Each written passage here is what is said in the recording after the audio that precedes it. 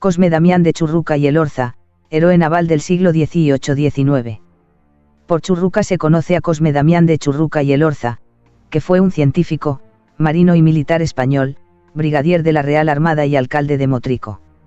Nació en Guipúzcoa, concretamente en Motrico, el 27 de septiembre de 1761, en el palacio que les había cedido en propiedad la familia Gaztañeta.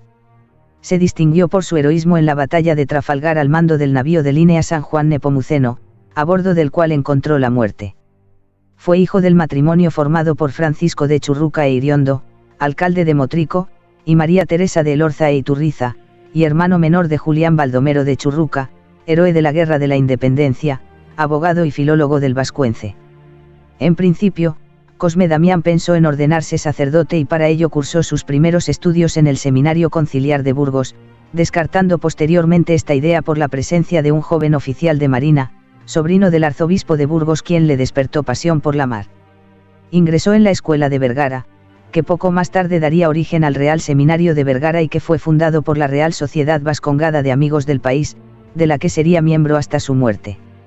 Concluidos sus estudios, volvió a casa de sus padres en solicitud de su venia para emprender la vida de marino. El 15 de junio de 1776 ingresó en la Academia de Cádiz, fundada en 1717 y la primera institución para formar oficiales navales en España, a la temprana edad de 15 años, graduándose en la Academia de Ferrol en 1778, donde había adquirido ya fama como astrónomo y estudioso de geografía, siendo ascendido a alférez de fragata por sus brillantes estudios y sobresalir entre todos sus compañeros. En el mes de octubre del año 1778 puso el pie por primera vez sobre la cubierta de un navío, el San Vicente, al mando de Francisco Gil de Taboada y Lemos, con el que celebró su primera campaña, poniendo en evidencia su arrojo frente a los peligros y su aptitud para aminorar los riesgos mediante el estudio de las maniobras. Más tarde, cuando el teniente general Ponce de León sustituyó al mando de la escuadra al general Arce, fue elegido ayudante personal y a las órdenes de Ponce de León, siendo su primera misión militar, el asedio a la Gran Bretaña por la escuadra combinada franco-española estacionada en Brest. Posteriormente estuvo en el asedio de Gibraltar de 1781, pasando el 13 de diciembre de 1781 a bordo de la fragata Santa Bárbara, comandada por Ignacio María de Álava. En este sitio se distinguió del modo más brillante, acudiendo intrépido a apagar el incendio de las baterías flotantes, por el empleo de los británicos de las balas rojas y llevando socorro, con el bote de la fragata, a las tripulaciones de los buques incendiados, entre un diluvio de metralla que despedían las baterías de la plaza y las explosiones no menos peligrosas de las baterías que ardían. Al terminar la guerra en 1783, la fragata Santa Bárbara fue enviada a Montevideo, en la que Churruca, guiado por su instinto, vigilaba la derrota al detalle, pudiendo advertir a tiempo un grave error en los cálculos del piloto, por lo que reaccionando a tiempo evitó el naufragio del buque. Cuando la paz firmada en el año de 1783 suspendió la lucha, acudió al estudio que forma al marino. Solicitó y obtuvo el ingreso en la Academia de Ferrol, para cursar estudios de matemáticas, en 1783. Para poder admitirle, a pesar de no haber vacantes, se le añadió el cargo de ayudante de guardiamarinas. Al año siguiente sustituía a los profesores de varias clases y siguiendo en esa vida laboriosa, en 1787 dio el primer ejemplo de un examen público en las aulas de la institución sobre matemáticas, mecánica y astronomía, granjeándose la admiración del numeroso auditorio. Cuando el capitán de navío Antonio de Córdoba continuó a petición del gobierno sus exploraciones del estrecho de Magallanes, en 1788, le pidió a Churruca, ya teniente de navío, que le acompañase, formando la expedición los paquebotes Santa Casilda y Santa Eulalia, quedando Churruca encargado de la parte astronómica y geográfica. Junto con su compañero de armas y estudios Ciriaco Ceballos hizo un trabajo completo de reconocimiento del estrecho en dirección al Océano Pacífico, descubriendo una ruta alternativa al estrecho, así como una ensenada que lleva su nombre. Escribió un importantísimo trabajo sobre el viaje y paso del estrecho titulado Apéndice al primer viaje de Magallanes, dado a la luz en Madrid en 1795. Grandes fueron los peligros e incesantes las penalidades de aquellas investigaciones, en mares en que reina casi de continuo el vendaval. Estas penalidades acabaron con su salud, y cayó gravemente enfermo, sintiendo amagos de escorbuto, que por fortuna no fueron a más. En 1789 fue agregado al Observatorio de la Marina en San Fernando. Si bien estaba aún convaleciente, se entrega a estudios que no contribuían de seguro a su restablecimiento. Al año es llamado a ser ayudante del mayor general de la escuadra al mando de José de Solano y Bote Carrasco y Díaz, marqués del Socorro, hace la campaña y vuelve a su puesto. La continua tensión de sus incansables trabajos intelectuales acababa con una salud nunca bien restablecida, hubo que pensar seriamente en un descanso indispensable. En el año de 1791, convencido por sus amigos, pasó a respirar el aire balsámico de las montañas de Guipúzcoa y consiguió el completo restablecimiento de su quebrantada salud. Tras un breve espacio de tiempo en su Motrico natal, fue llamado por José de Mazarredo para dirigir junto con Joaquín Francisco Fidalgo, como capitanes de fragata, una expedición geográfica a América del Sur, formada por 2 secciones, una de las cuales debía recorrer las islas y costas del Golfo Mexicano y la otra el resto de las del continente, con el fin de formar el Atlas Marítimo de la América Septentrional.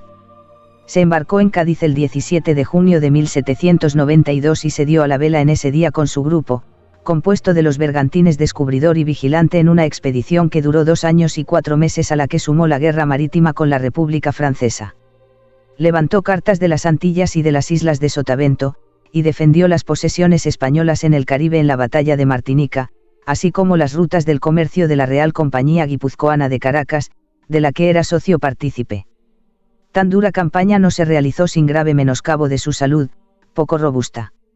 Se embarcó en La Habana y regresó a España en el navío Conquistador, el mando del cual se le dio al llegar a Cádiz junto con su ascenso en 1798 a capitán de navío. De nuevo en Cádiz, se le confía el mando del Conquistador para defender las posiciones de los aliados franceses en el Canal de la Mancha. Pasó con el navío y la escuadra de que formaba parte, de Cádiz a Brest, donde fondeó el 9 de agosto de 1799. Allí escribió una instrucción militar, que imprimió y repartió a sus compañeros, sirvió admirablemente a su propósito de establecer en la Armada una más completa y severa disciplina. En Brest recibió del gobierno el encargo de ir a París con una misión científica. El primer cónsul Bonaparte, para quien todo mérito sobresaliente era un atractivo, conocía la fama del sabio español, quiso verle y le acogió con las mayores demostraciones de aprecio. Se publicó en Madrid su Carta Esférica de las Antillas, adoptada por el gobierno francés, y Bonaparte ordenó presentar un ejemplar a Churruca por el conducto del prefecto marítimo, como un regalo y un homenaje rendido a su saber, añadiendo el primer cónsul un sable de honor, la prenda de respeto más estimable del imperio napoleónico. Una vez hecha la paz, el gobierno español hubo de ceder a Francia 6 navíos de línea, entre ellos el Conquistador, cesión que Churruca desaprobaba sin rebozo, por lo que, separado de su navío, Churruca volvió a Cádiz como pasajero en el navío Concepción, llegando el 25 de mayo de 1802. Obtuvo una licencia para descansar de sus laboriosas tareas, y en Motrico tuvo que hacerse cargo de la administración de la villa tras la muerte de su padre. En noviembre de 1803 se le dio el mando del navío Príncipe de Asturias. Los cuidados del mando y de la organización de su navío no fueron obstáculo para que revisase, en compañía de Antonio de Escaño, el diccionario de Marina. El gobierno le encargó también que hiciera experiencias de puntería, como resultado redactó un tratado de puntería para la Armada, que en España y en el extranjero ha servido durante mucho tiempo de guía. Apenas había acabado de reorganizar el Príncipe cuando pidió el mando del navío San Juan Nepomuceno, siendo a bordo de este navío donde moriría y alcanzaría la fama tras participar en la batalla de Trafalgar el 21 de octubre de 1805. Se había casado en este mismo año 1805, pocos meses antes de su muerte, con María Dolores Ruiz de Apodaca, hija de don Vicente, brigadier que fue de la Armada y sobrina del conde de Benaditou, Juan Ruiz de Apodaca, virrey de la Nueva España y almirante de la Armada Española. La escuadra en la que se encontraba el San Juan, se hizo a la vela el 13 de agosto de 1805, desde el puerto de Ferrol. El general Gravina le designó, como puesto de honor, ser el cabeza de la vanguardia de su escuadra de observación. Como siempre, realizó la misión con los mejores merecimientos y a su llegada a Cádiz, redobló sus esfuerzos en conseguir, a base de instrucción, el adiestrar magistralmente a toda su tripulación.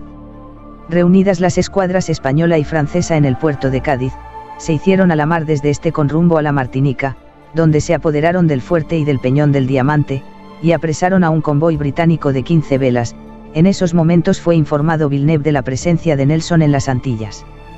Villeneuve, al saber de su presencia, dio por hecho que había conseguido su objetivo, que no era otro que el atraer a la otra orilla del Atlántico a fuerzas navales británicas, por lo que ya habría menos en Europa, así que decidió regresar. Pero en el Cabo de Finisterre se topó con la escuadra del almirante Couldar, con la que se entabló combate, siendo derrotados los españoles por la desidia y mal gobierno del comandante en jefe de la escuadra combinada, Villeneuve. Al enterarse el emperador de los franceses de lo acaecido en el combate dijo: «Los españoles se han portado como leones, pero de su almirante solo se le oyeron improperios». La escuadra combinada entró en Ferrol después del combate, dirigiéndose a continuación a La Coruña.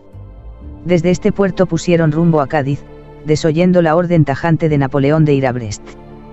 Pero como estaba la escuadra del Canal británica y ya sabía cómo se las gastaba, puso rumbo al sur en vez de al norte. Pese a la opinión contraria de Churruca, Gravina y Alcalá Galiano, Villeneuve abandonó la bahía de Cádiz para dar alcance a Nelson a la altura del Cabo de Trafalgar el 21 de octubre de 1805. Tamaña imprudencia tuvo como motivo el deseo de Villeneuve de recuperar el favor de Napoleón, tras la derrota en Abukir frente al mismo almirante inglés, que también moriría en Trafalgar. Amaneció el infausto 21 de octubre de 1805. Estando a la vista del enemigo, mandó clavar la bandera y solo se arrió a su muerte. En el transcurso de este combate naval se puso en práctica por la escuadra inglesa el sistema de banderas, así como una maniobra llamada T cruzada que hoy se estudia como clásica en todas las academias navales. Al mando del San Juan Nepomuceno, solo frente a 6 buques ingleses, Churruca dio muestras de precisión en el tiro, arrojo y eficacia, pese a lo cual, tras ser alcanzado por una bala de cañón que le voló la pierna derecha en la batalla de Trafalgar, junto al cabo del mismo nombre, falleció ante la admiración de sus enemigos ingleses. Cuenta la leyenda que, después de que el cañonazo le volara la pierna, el brigadier metió el muñón en un cubo de harina para no desangrarse. Sus oficiales cumplieron su palabra, y solo bajaron los colores después de su muerte. Incapaz de romper el círculo de fuego y para evitar que el barco se hundiera con todos los heridos atrapados abajo, el San Juan Nepomuceno se rindió con más de 100 muertos y 150 heridos a bordo. Su navío fue remolcado a Gibraltar y durante muchos años se mantuvo conservado y expuesto a visitantes, manteniendo la cámara del comandante, cerrada, con una lápida en que se leía el nombre de Churruca en letras de oro. Churruca fue nombrado almirante a título póstumo, y en su recuerdo su sobrino recibió el título de conde de Churruca. Los hechos de los que fue protagonista, así como su propia figura, fueron novelados por Benito Pérez Galdós en Trafalgar, primer título de sus episodios nacionales. En su villa natal de Motrico se alza una estatua a su memoria, así como en Ferrol, donde un sencillo monumento recuerda su paso por la academia, y en San Fernando, donde hay una lápida colocada en la tercera capilla oeste del Panteón de Marinos Ilustres. En la ciudad de El Astillero, donde se construyó el San Juan Nepomuceno, hay una calle que recibe el nombre de Churruca, y la calle Churruca, en la parte vieja de la ciudad de La Habana, en Cuba. También existe otra calle llamada Churruca en el centro histórico de la ciudad de Cádiz, así como en la ciudad de Alicante. En los años 70 del siglo pasado en la zona sur de Madrid se inauguró un colegio público con el nombre Almirante Churruca, hoy transformado en el Centro Cultural Almirante Churruca, perteneciente al Ayuntamiento de Madrid. Jaime Mascaró Munar.